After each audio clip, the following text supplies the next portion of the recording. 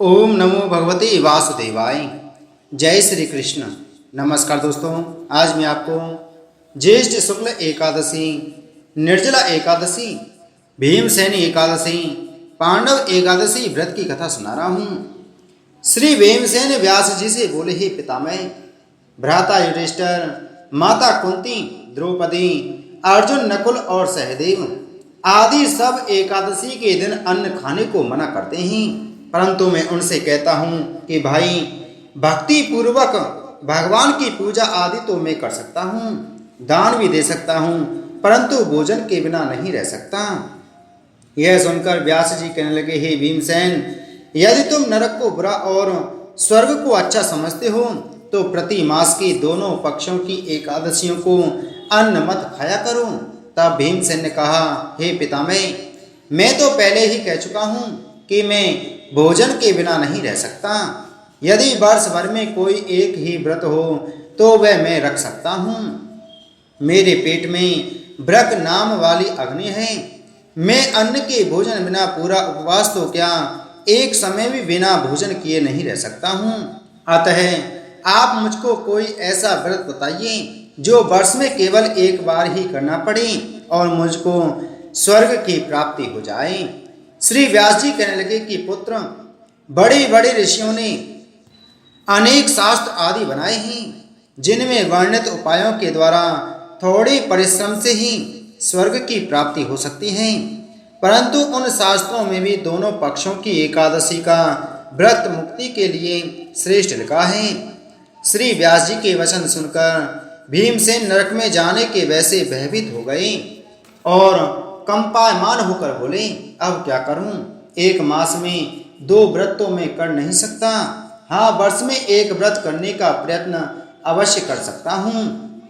एक दिन व्रत करने से मेरी मुक्ति हो जाए, यदि ऐसा कोई व्रत हो तो कहिए। यह बात सुनकर व्यास जी कहने लगे कि वृष और मिथुन की संक्रांति के बीच ज्येष्ठ मास के शुक्ल पक्ष की जो एकादशी आती है, उस एकादशी का नाम निर्जला है। तुम उस एकादशी का व्रत करो। इस एकादशी के व्रत में स्नान और आचमन के सिवा जल वर्जित है।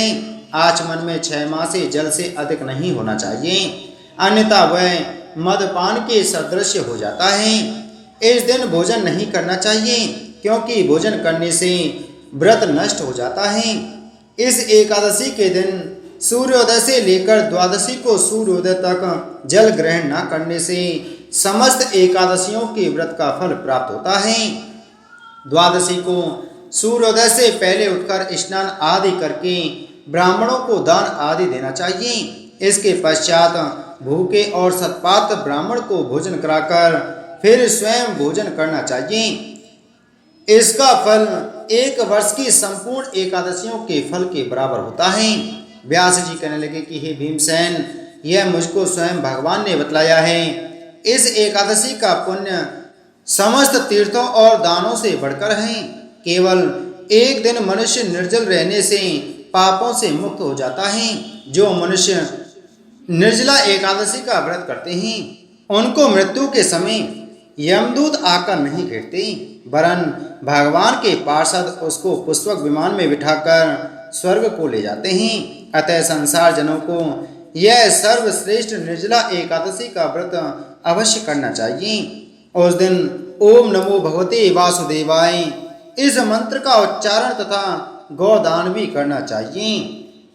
व्यास जी की आज्ञा अनुसार भीमसेन ने भी इस व्रत को किया था।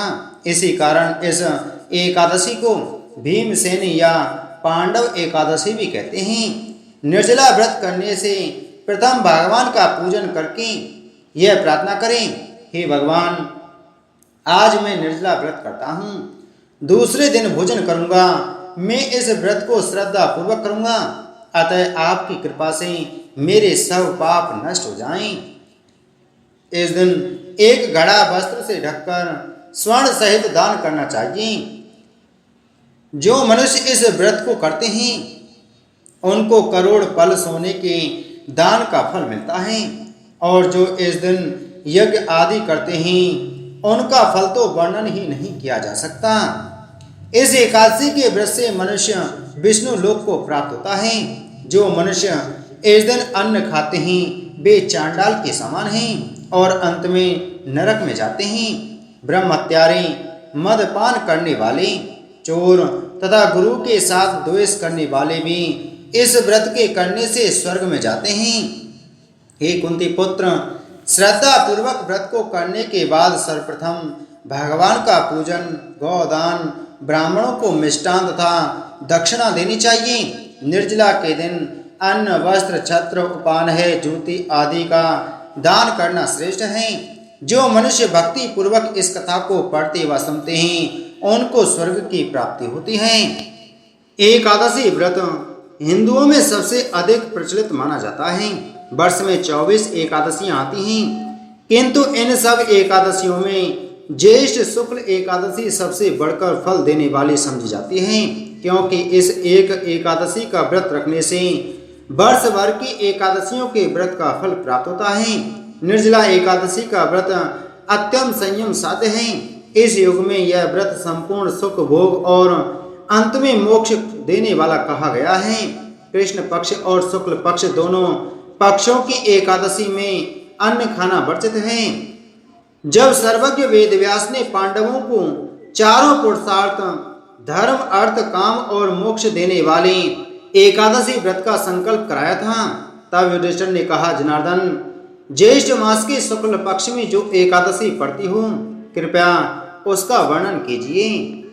भगवान श्री कृष्ण ने कहा, हे राजन, इसका वर्णन परम धर्मात्मा सत्यवती नंदन व्यास जी करेंगे, क्योंकि ये संपूर्ण शास्त्रों के तत्वज्ञ और वेद वेदांगों के पारंगत विद्वान हैं। तब वेद व्यास जी कहने लगे, कृष्ण पक्ष और शुक्ल पक्ष दोनों पक्षों की एकादशी में अन्न खाना वर्जित है। द्वादशी के दिन स्नान करके पवित्र हो और फूलों से भगवान केशव की पूजा करें। फिर नित्य कर्म समाप्त होने के पश्चात पहले ब्राह्मणों को भोजन देकर अंत में स्वयं भोजन करें। यह सुनकर भीमसेन बोले, परम बुद्धिमान पितामह, मेरी उत्तम बात सुनिए। राजा युधिष्ठिर, माता कुंती, द्रौपदी, अर्जुन, नकुल और सहदेव ये एकादशी को कभी भोजन नहीं करते तथा मुझसे भी हमेशा यही कहते हैं कि भीमसेन, एकादशी को तुम भी ना खाया करो, परंतु मैं उन लोगों से यही कहता हूँ कि मुझसे भूख नहीं सही जाएगी। भीमसेन की बात सुनकर व्यास जी ने कहा, यदि तुम नरक को दूषित समझते हो और तुम्हें स्वर्गलोक की प्राप्ति अभिष्ट है, और तो दोनों पक्षों की एकादशियों के दिन भोजन नहीं करना चाहिए। भीमसेन बोले, महाबुद्धिमान पितामह, मैं आपके सामने सच कहता हूँ, मुझसे एक बार भोजन करके भी व्रत नहीं किया जा सकता, तो फिर उपवास करके मैं कैसे रह सकता हूँ। मेरे उदर में व्रक नामक अग्नि सदा प्रज्वलित रहती है, अतः जब मैं बहुत अधिक खाता हूँ तब यह शांत होती है। इसलिए महामुनि, मैं पूरे वर्ष भर में केवल एक ही उपवास कर सकता हूँ, जिससे स्वर्ग की प्राप्ति सुलभ हो तथा जिसके करने से मैं कल्याण का भागी हो सकूं। ऐसा कोई एक व्रत निश्चय करके बताइए, मैं उसका यथोचित रूप से पालन करूंगा। व्यास जी ने कहा, भीम, ज्येष्ठ मास में सूर्य वृष राशि पर हो या मिथुन राशि पर शुक्ल पक्ष में जो एकादशी हो, उसका यत्न पूर्वक निर्जल व्रत करो। केवल कुल्ला या आचमन करने के लिए मुख में जल डाल सकते हो, उसको छोड़कर किसी प्रकार का जल विद्वान पुरुष मुख में न डालें, अन्यथा व्रत भंग हो जाता है। एकादशी को सूर्योदय से लेकर दूसरे दिन के सूर्योदय तक मनुष्य जल का त्याग करे तो यह व्रत पूर्ण होता है। तदंतर द्वादशी को प्रभात काल में स्नान करके ब्राह्मणों को विधि पूर्वक जल और स्वर्ण दान करें। इस प्रकार सब कार्य पूरा करके जितेंद्रिय पुरुष ब्राह्मणों के साथ भोजन करें। वर्ष भर में जितनी एकादशियां होती हैं उन सब का फल निर्जला एकादशी के पालन मात्र से मनुष्य प्राप्त कर लेता है, इसमें तनिक भी कोई संदेह नहीं है। शंख, चक्र और गदा धारण करने वाले भगवान केशव ने मुझसे कहा था कि यदि मानव सबको छोड़कर एकमात्र मेरी शरण में आ जाए और एकादशी को निराहार रहे तो वह सब पापों से छूट जाता है। एकादशी व्रत करने वाले पुरुष के पास विशालकाय विकराल आकृति और काले रंग वाले दंड पाशधारी भयंकर यमदूत नहीं जाते। अंत काल में पीताम्बरधारी सौम्य स्वभाव वाले, हाथ में सुदर्शन धारण करने वाले और मन के समान वेगशाली विष्णुदूत आखिर इस वैष्णव पुरुष को भगवान विष्णु के धाम में ले जाते हैं। अतः निर्जला एकादशी को पूर्ण यत्न करके उपवास और श्री हरि का पूजन करो। स्त्री हो या पुरुष, यदि उसने मेरु पर्वत के बराबर भी महान पाप किया हो तो वह सब इस एकादशी व्रत के प्रभाव से भस्म हो जाता है। जो मनुष्य उस दिन जल के नियम का पालन करता है वह पुण्य का भागी होता है। उसे एक एक पैर में कोटि कोटि स्वर्ण मुद्रा दान करने का फल प्राप्त होता सुना गया है। मनुष्य निर्जला एकादशी के दिन स्नान, दान, जप, होम आदि जो कुछ भी करता है वह सब अक्षय होता है। यह भगवान श्री कृष्ण का कथन है। निर्जला एकादशी को विधि पूर्वक उत्तम रीति से उपवास करके मानव वैष्णव पद को प्राप्त कर लेता है। जो मनुष्य एकादशी के दिन अन्न खाता है वह पाप का भोजन करता है। इस लोक में वह चांडाल के समान है और मरने पर दुर्गति को प्राप्त होता है। जो ज्येष्ठ के शुक्ल पक्ष में एकादशी को उपवास करके दान करेंगे वे परम पद को प्राप्त होंगे। जिन्होंने एकादशी को उपवास किया है वे ब्रह्म हत्यारे, शराबी, चोर तथा गुरुद्रोही होने पर भी सब पातकों से मुक्त हो जाते हैं। कुंती नंदन, निर्जला एकादशी के दिन श्रद्धालु स्त्री पुरुषों के लिए जो विशेष दान और कर्तव्य देते हैं उन्हें सुनो। उस दिन जल में शयन करने वाले भगवान विष्णु का पूजन और जलमयी धेनु का दान करना चाहिए अथवा प्रत्यक्ष धेनु या घृतमयी धेनु का दान उचित है। पर्याप्त दक्षिणा और भांति भांति के मिष्टानों द्वारा यत्न पूर्वक ब्राह्मणों को संतुष्ट करना चाहिए। ऐसा करने से ब्राह्मण अवश्य संतुष्ट होते हैं और उनके संतुष्ट होने पर श्रीहरि मोक्ष प्रदान करते हैं। जिन्होंने सम, दम और दान में प्रवृत्ति हो, श्रीहरि की पूजा और रात्रि में जागरण करते हुए इस निर्जला एकादशी का व्रत किया हो, उन्होंने अपने साथ ही बीती हुई 100 पीढ़ियों को और आने वाली 100 पीढ़ियों को भगवान वासुदेव के परम धाम में पहुंचा दिया है।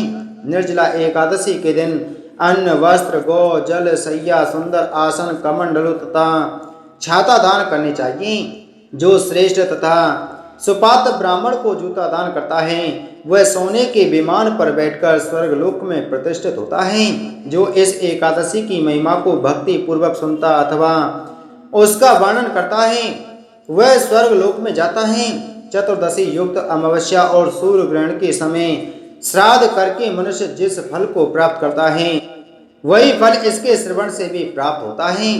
पहले दंत धावन करके यह नियम लेना चाहिए कि मैं भगवान के सबकी प्रसन्नता के लिए एकादशी को निराहार रहकर आचमन के सिवा दूसरे जल का भी त्याग करूंगा। द्वादशी को देवेश्वर भगवान विष्णु का पूजन करना चाहिए। गंध, धूप, पुष्प और सुंदर वस्त्र से विधि पूर्वक पूजन करके जल के घड़े के दान का संकल्प करते हुए निम्नांकित मंत्र का उच्चारण करें। संसार सागर से तारने वाले हे ऋषिकेश, इस जल के घड़े का दान करने से आप मुझे परम गति की प्राप्ति कराइए। भीमसेन, ज्येष्ठ मास में शुक्ल पक्ष की जो शुभ एकादशी होती है उसका निर्जल व्रत करना चाहिए। उस दिन श्रेष्ठ ब्राह्मणों को शक्कर के साथ जल के घड़े का दान करने चाहिए। ऐसा करने से मनुष्य भगवान विष्णु के समीप पहुंचकर आनंद का अनुभव करता है। तत्पश्चात द्वादशी को ब्राह्मण भोजन कराने के बाद स्वयं भोजन करें। जो इस प्रकार पूर्ण रूप से पाप नाशनी एकादशी का व्रत करता है वह सब पापों से मुक्त हो आनंदमय पद को प्राप्त होता है। यह सुनकर भीमसेन ने भी इस शुभ एकादशी का व्रत आरंभ कर दिया। तब से यह लोक में पांडव एकादशी के नाम से विख्यात हुई। ज्येष्ठ शुक्ल पक्ष एकादशी के ही दिन भगवान श्री कृष्ण ने देवी रुक्मिणी का हरण किया था। अतः यह एकादशी रुक्मिणी हरण एकादशी के नाम से भी जानी जाती है। भगवान गणेश जी की कहानी। एक समय की बात है, एक छोटा सा लड़का था। वह शुरू से ही गणेश जी का परम भक्त था। वह अपने पूरे मन से गणेश जी की पूजा अर्चना किया करता था। एक दिन वह अपनी माँ से झगड़ा करके और यह कहकर घर से निकल गया कि माँ, आज मैं गणेश जी से मिलकर ही आऊँगा। एक समय बाद वह घर से काफ़ी दूर पहुँच गया। वहाँ पास में ही एक घना जंगल था। वह लड़का वहाँ जाकर गणेश जी को जोर जोर से पुकारने लगा, लेकिन उसे गणेश जी कहीं नहीं मिली। धीरे धीरे अंधेरा हो गया और वह जंगल में अकेला हो गया। उधर दूसरी ओर भगवान श्री गणेश यह सब देख रहे थे। उन्होंने सोचा कि यह लड़का मेरे नाम से अपना घर छोड़कर आया है। अगर मैंने इसे सही सलामत घर नहीं भेजा तो इसे जंगल के जंगली जानवर नुकसान पहुंचा सकते हैं। भगवान श्री गणेश जी ने एक बूढ़े ब्राह्मण का रूप लिया और उस बच्चे के पास पहुंचे और बोले, अरे बेटा, तू कहाँ जा रहा है इस घने जंगल में? तब वह बच्चा बोला, मैं गणेश जी से मिलने जा रहा हूँ बाबा। भगवान श्री गणेश बोले, बेटा मैं गणेश हूँ। तब लड़के ने तुरंत उनकी बात काटते हुए कहा, नहीं नहीं, आप गणेश जी नहीं हो सकते, आप तो एक ब्राह्मण हो। भगवान श्री गणेश अपने वास्तविक स्वरूप में उसके सामने, उस बच्चे के सामने प्रकट हो गए। लड़का गणेश जी को देखकर खुश हो गया, उनको प्रणाम किया। भगवान श्री गणेश कहने लगे कि बालक, तुझे मुझसे जो मांगना है मांग ले, लेकिन एक ही बार में सब मांग लेना। लड़का बोला, मन मांगू या धन मांगू या 9 मंजिला महल मांगू या फिर 2 सोने के हाथी मांगू या हीरे मोती जवाहरात या उनको पहनने वाली गुलाब से फूल सी बहू मांगू। तब गणेश जी कहते हैं, बेटा तूने तो एक ही बार में सब कुछ मांग लिया, जा तेरी यह इच्छा पूरी हो। यह कहकर गणेश जी वहाँ से अंतर्ध्यान हो गए। लड़का खुशी खुशी अपने घर लौट आया। जैसे ही वह घर पहुंचा, ऐसे ही उसने देखा कि उसके घर की जगह तो महल खड़ा है, और जब अंदर जाकर देखा तो एक छोटी सी सुंदर सी लड़की भी है और पूरे घर में धन ही धन हो गया है। तब वह जाके अपनी माँ से कहने लगा कि देखा माँ, मैं गणेश जी से इतना सारा धन लेकर आया हूँ। हे गणेश जी महाराज, जैसे उस छोटे से बच्चे पर आपने अपनी कृपा दृष्टि बरसाई, वैसे ही इस कहानी को सुनने वाले, कहने वाले और हुंकारा भरने वाले व आपके सभी प्रिय भक्तों पर ऐसी ही कृपा बनाए रखना। बोलो गणेश भगवान की जय। बोलो एकादशी महात्म की जय।